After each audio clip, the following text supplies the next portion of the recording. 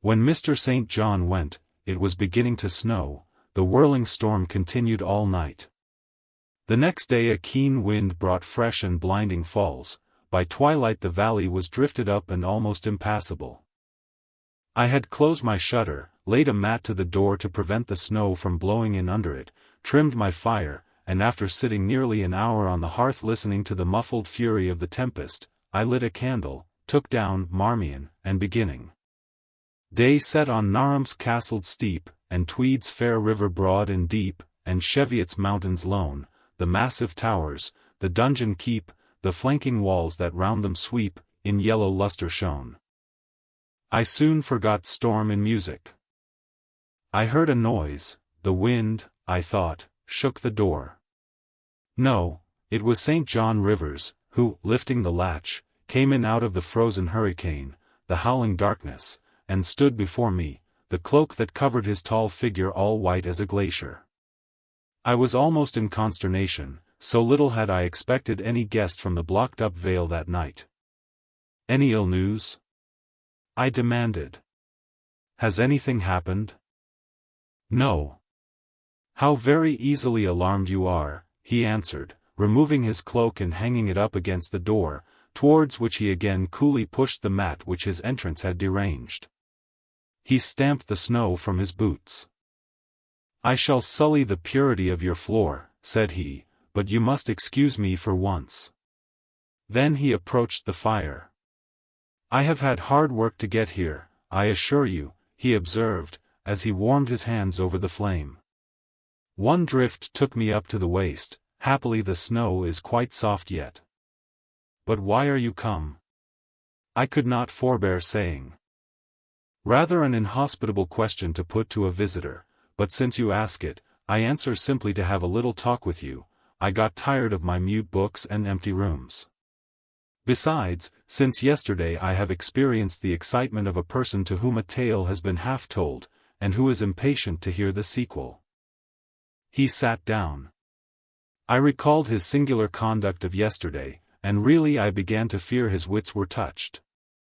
If he were insane, however, his was a very cool and collected insanity. I had never seen that handsome-featured face of his look more like chiseled marble than it did just now, as he put aside his snow-wet hair from his forehead and let the firelight shine free on his pale brow and cheek as pale, where it grieved me to discover the hollow trace of care or sorrow now so plainly graved. I waited, expecting he would say something I could at least comprehend, but his hand was now at his chin, his finger on his lip. He was thinking. It struck me that his hand looked wasted like his face. A perhaps uncalled-for gush of pity came over my heart. I was moved to say, "I wish Diana or Mary would come and live with you. It is too bad that you should be quite alone, and you are recklessly rash about your own health." "Not at all," said he, "I care for myself when necessary. I am well now. What do you see amiss in me?" This was said with a careless, abstracted indifference, which showed that my solicitude was, at least in his opinion, wholly superfluous. I was silenced. He still slowly moved his finger over his upper lip, and still his eye dwelt dreamily on the glowing grate. Thinking it urgent to say something, I asked him presently if he felt any cold draught from the door, which was behind him.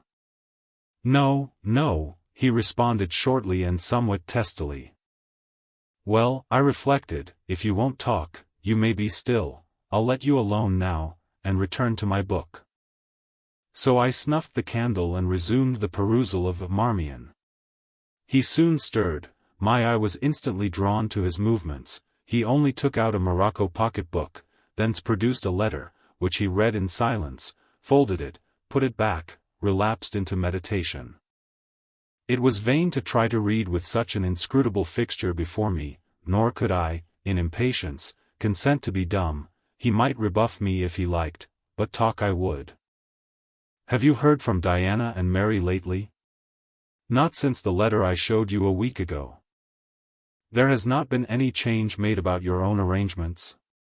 You will not be summoned to leave England sooner than you expected?"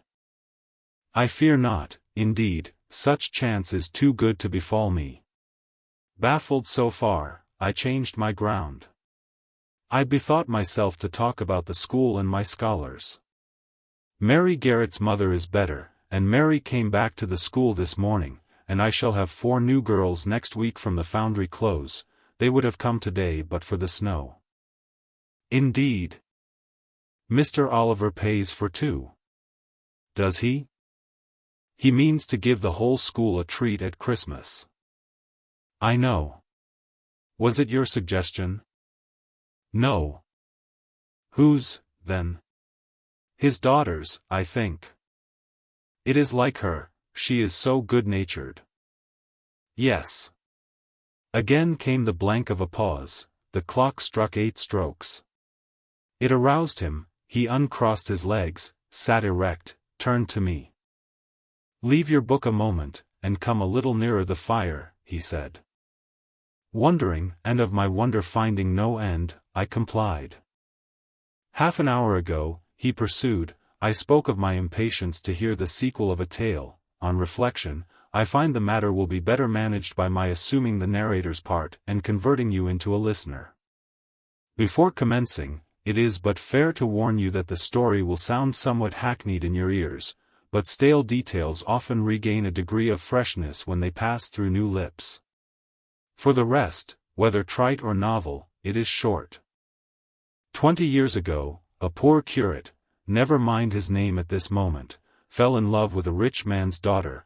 She fell in love with him, and married him, against the advice of all her friends, who consequently disowned her immediately after the wedding.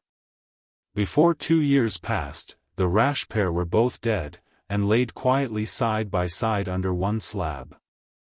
I have seen their grave. It formed part of the pavement of a huge churchyard surrounding the grim, soot-black old cathedral of an overgrown manufacturing town in Shire. They left a daughter, which, at its very birth, Charity received in her lap, cold as that of the snowdrift I almost stuck fast in tonight. Charity carried the friendless thing to the house of its rich maternal relations. It was reared by an aunt-in-law, called, I come to names now, Mrs. Reed of Gateshead. You start, did you hear a noise? I dare say it is only a rat scrambling along the rafters of the adjoining schoolroom. It was a barn before I had it repaired and altered, and barns are generally haunted by rats. To proceed. Mrs. Reed kept the orphan 10 years, whether it was happy or not with her, I cannot say, never having been told, but at the end of that time she transferred it to a place you know, being no other than Lowood School, where you so long resided yourself. It seems her career there was very honorable. From a pupil, she became a teacher, like yourself. Really it strikes me there are parallel points in her history and yours. She left it to be a governess. There, again, your fates were analogous. She undertook the education of the ward of a certain Mr. Rochester. Mr. Rivers. I interrupted. I can guess your feelings, he said, but restrain them for a while. I have nearly finished. Hear me to the end. Of Mr. Rochester's character I know nothing, but the one fact that he professed to offer honorable marriage to this young girl, and that at the very altar she discovered he had a wife yet alive, though a lunatic. What his subsequent conduct and proposals were is a matter of pure conjecture, but when an event transpired which rendered inquiry after the governess necessary, it was discovered she was gone. No one could tell when, where, or how. She had left Thornfield Hall in the night. Every research after her course had been vain. The country had been scoured far and wide. No vestige of information could be gathered respecting her. Yet that she should be found has become a matter of serious urgency. Advertisements have been put in all the papers. I myself have received a letter from one Mr. Briggs, a solicitor, communicating the details I have just imparted. Is it not an odd tale? Just tell me this, said I, and since you know so much, you surely can tell it me. What of Mr. Rochester? How and where is he? What is he doing? Is he well? I am ignorant of all concerning Mr. Rochester. The letter never mentions him but to narrate the fraudulent and illegal attempt I have adverted to. You should rather ask the name of the governess, the nature of the event which requires her appearance. Did no one go to Thornfield Hall, then? Did no one see Mr. Rochester? I suppose not. But they wrote to him? Of course. And what did he say? Who has his letters? Mr. Briggs intimates that the answer to his application was not from Mr. Rochester, but from a lady. It is signed Alice Fairfax. I felt cold and dismayed. My worst fears then were probably true. He had in all probability left England and rushed in reckless desperation to some former haunt on the continent. And what opiate for his severe sufferings, what object for his strong passions, had he sought there? I dared not answer the question. Oh, my poor master, once almost my husband, whom I had often called my dear Edward. He must have been a bad man, observed Mr. Rivers. You don't know him, don't pronounce an opinion upon him, I said, with warmth. Very well, he answered quietly, and indeed my head is otherwise occupied than with him. I have my tale to finish. Since you won't ask the governess's name, I must tell it of my own accord. Stay. I have it here. It is always more satisfactory to see important points written down, fairly committed to black and white. And the pocket-book was again deliberately produced, opened, sought through. From one of its compartments was extracted a shabby slip of paper, hastily torn off. I recognized in its texture and its stains of ultramarine, and lake, and vermilion, the ravished margin of the portrait cover. He got up, held it close to my eyes, and I read, traced in Indian ink, in my own handwriting, the words, Jane Eyre, the work doubtless of some moment of abstraction. Briggs wrote to me of a Jane Eyre, he said. The advertisements demanded a Jane Eyre. I knew a Jane Elliot. I confess I had my suspicions, but it was only yesterday afternoon they were at once resolved into certainty. You own the name and renounce the alias? Yes, but where is Mr. Briggs? He perhaps knows more of Mr. Rochester than you do. Briggs is in London. I should doubt his knowing anything at all about Mr. Rochester. It is not in Mr. Rochester he is interested.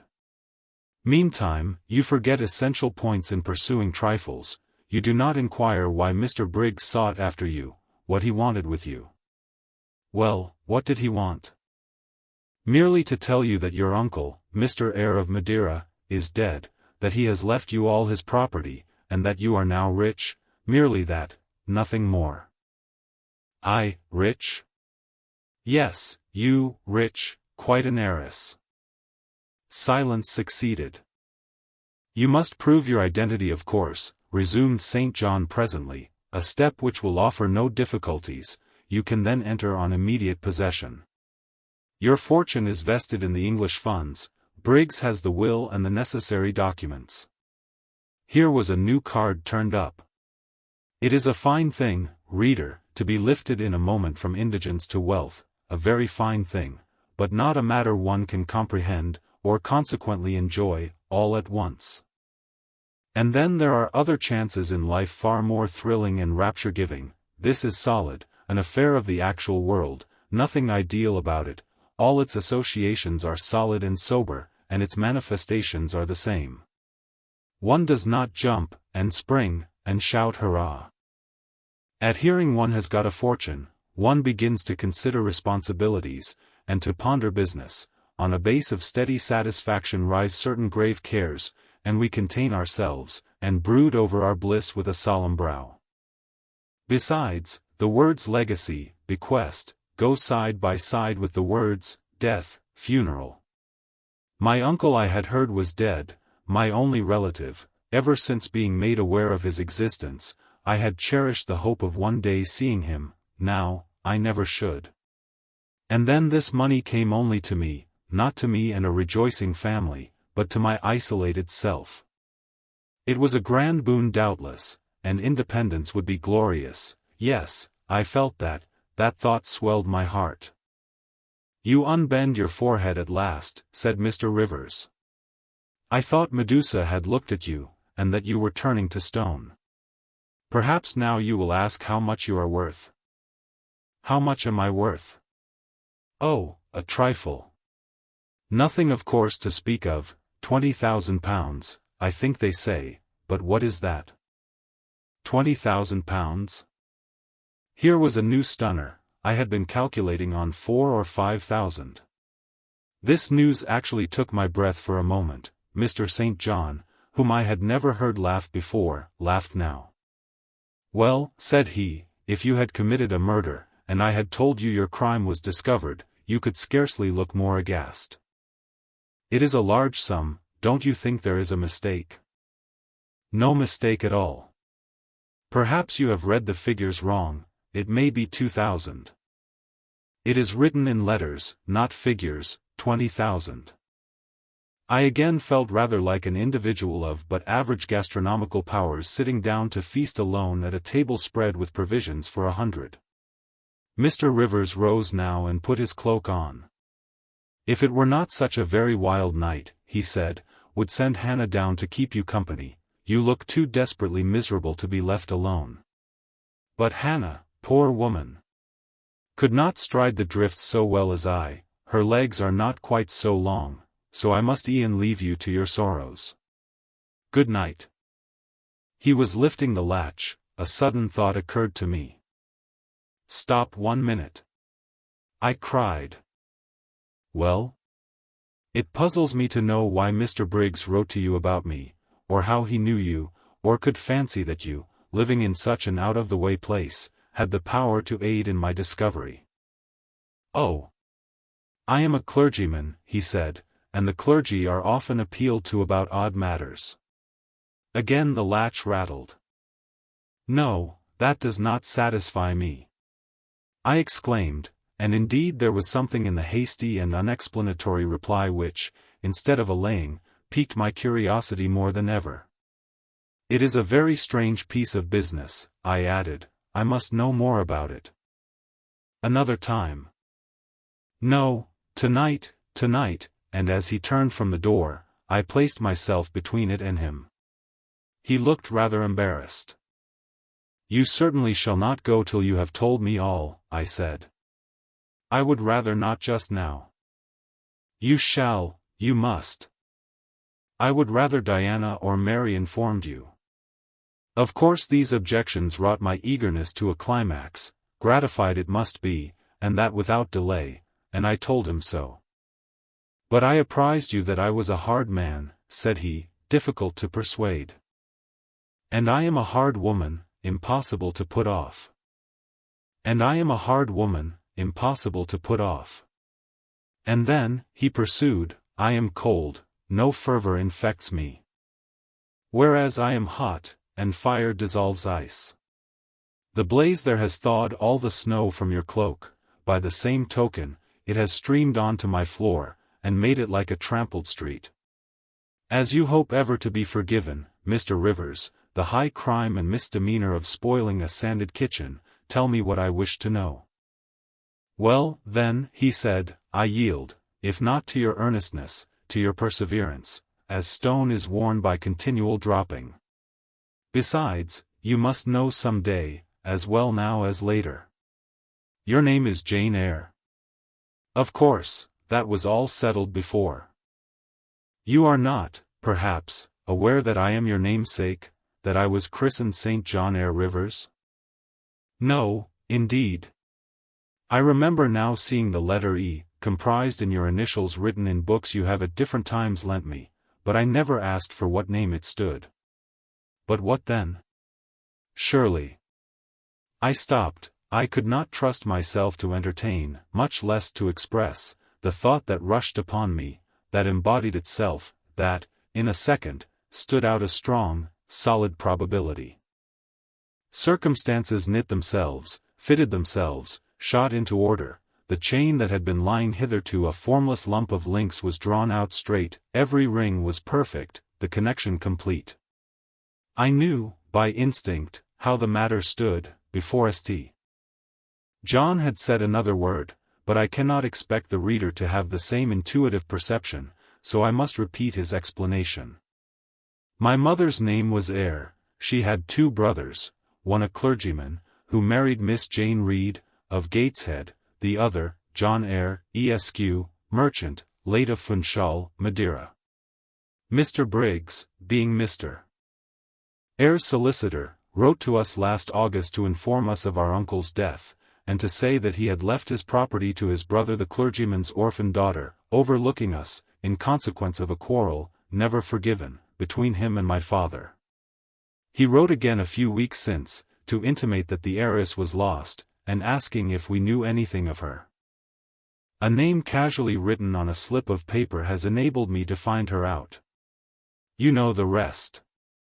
Again he was going, but I set my back against the door. Do let me speak, I said, let me have one moment to draw breath and reflect. I paused, he stood before me, hat in hand, looking composed enough. I resumed.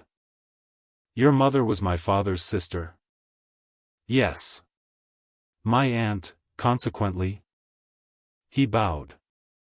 My Uncle John was your Uncle John? You, Diana, and Mary are his sister's children, as I am his brother's child? Undeniably. You three, then, are my cousins, half our blood on each side flows from the same source? We are cousins, yes. I surveyed him. It seemed I had found a brother, one I could be proud of, one I could love, and two sisters, whose qualities were such, that, when I knew them but as mere strangers, they had inspired me with genuine affection and admiration. The two girls, on whom, kneeling down on the wet ground, and looking through the low, latticed window of Morehouse kitchen, I had gazed with so bitter a mixture of interest and despair, were my near kinswomen, and the young and stately gentleman who had found me almost dying at his threshold was my blood relation. Glorious discovery to a lonely wretch! This was wealth indeed, wealth to the heart, a mine of pure, genial affections. This was a blessing, bright, vivid, and exhilarating, not like the ponderous gift of gold, rich and welcome enough in its way, but sobering from its weight. I now clapped my hands in sudden joy, my pulse bounded, my veins thrilled. Oh, I am glad, I am glad! I exclaimed. St. John smiled. Did I not say you neglected essential points to pursue trifles? He asked. You were serious when I told you you had got a fortune, and now, for a matter of no moment, you are excited. What can you mean? It may be of no moment to you, you have sisters and don't care for a cousin, but I had nobody, and now 3 relations, or 2, if you don't choose to be counted, are born into my world full-grown. I say again, I am glad. I walked fast through the room, I stopped, half suffocated with the thoughts that rose faster than I could receive, comprehend, settle them, thoughts of what might, could, would, and should be, and that ere long. I looked at the blank wall, it seemed a sky thick with ascending stars, every one lit me to a purpose or delight. Those who had saved my life, whom, till this hour, I had loved barrenly, I could now benefit. They were under a yoke, I could free them, they were scattered, I could reunite them, the independence, the affluence which was mine, might be theirs too. Were we not 4? £20,000 shared equally would be 5,000 each, justice, enough and to spare, justice would be done, mutual happiness secured. Now the wealth did not weigh on me, now it was not a mere bequest of coin, it was a legacy of life, hope, enjoyment. How I looked while these ideas were taking my spirit by storm, I cannot tell, but I perceived soon that Mr. Rivers had placed a chair behind me, and was gently attempting to make me sit down on it. He also advised me to be composed. I scorned the insinuation of helplessness and distraction, shook off his hand, and began to walk about again. Write to Diana and Mary tomorrow, I said, and tell them to come home directly. Diana said they would both consider themselves rich with £1,000, so with 5,000 they will do very well. Tell me where I can get you a glass of water, said St. John, you must really make an effort to tranquilize your feelings. Nonsense. And what sort of an effect will the bequest have on you? Will it keep you in England, induce you to marry Miss Oliver, and settle down like an ordinary mortal? You wander, your head becomes confused. I have been too abrupt in communicating the news, it has excited you beyond your strength. Mr. Rivers. You quite put me out of patience. I am rational enough, it is you who misunderstand, or rather who affect to misunderstand. Perhaps, if you explained yourself a little more fully, I should comprehend better. Explain. What is there to explain? You cannot fail to see that £20,000, the sum in question, divided equally between the nephew and 3 nieces of our uncle, will give 5,000 to each? What I want is, that you should write to your sisters and tell them of the fortune that has accrued to them. To you, you mean? I have intimated my view of the case. I am incapable of taking any other. I am not brutally selfish, blindly unjust, or fiendishly ungrateful. Besides, I am resolved I will have a home and connections. I like Moor House, and I will live at Moor House. I like Diana and Mary, and I will attach myself for life to Diana and Mary.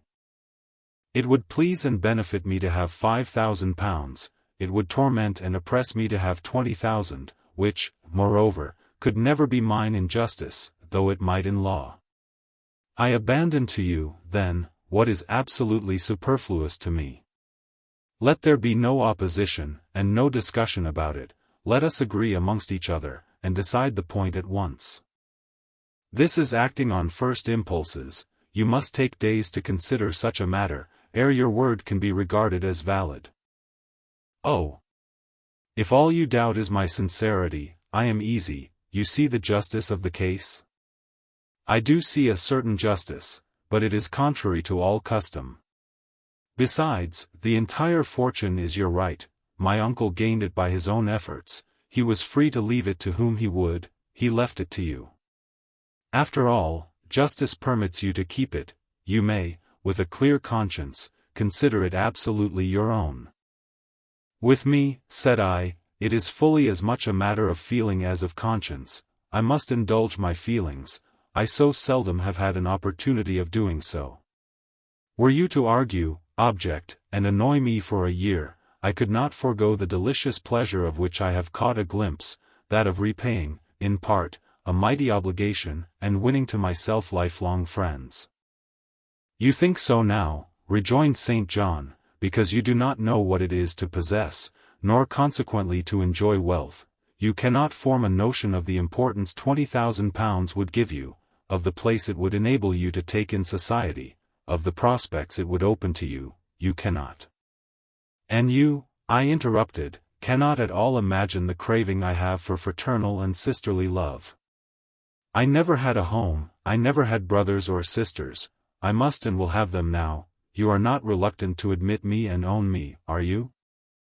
Jane, I will be your brother, my sisters will be your sisters, without stipulating for this sacrifice of your just rights. Brother? Yes, at the distance of 1,000 leagues. Sisters? Yes, slaving amongst strangers. I, wealthy, gorged with gold I never earned and do not merit. You, penniless. Famous equality and fraternization. Close union. Intimate attachment. But, Jane, your aspirations after family ties and domestic happiness may be realized otherwise than by the means you contemplate. You may marry. Nonsense, again. Marry. I don't want to marry, and never shall marry. That is saying too much. Such hazardous affirmations are a proof of the excitement under which you labor. It is not saying too much. I know what I feel, and how averse are my inclinations to the bare thought of marriage. No one would take me for love, and I will not be regarded in the light of a mere money speculation. And I do not want a stranger, unsympathizing, alien, different from me. I want my kindred, those with whom I have full fellow feeling. Say again you will be my brother. When you uttered the words I was satisfied, happy. Repeat them, if you can, repeat them sincerely. I think I can. I know I have always loved my own sisters, and I know on what my affection for them is grounded, respect for their worth and admiration of their talents. You too have principle and mind, your tastes and habits resemble Diana's and Mary's, Your presence is always agreeable to me. In your conversation I have already for some time found a salutary solace. I feel I can easily and naturally make room in my heart for you, as my third and youngest sister.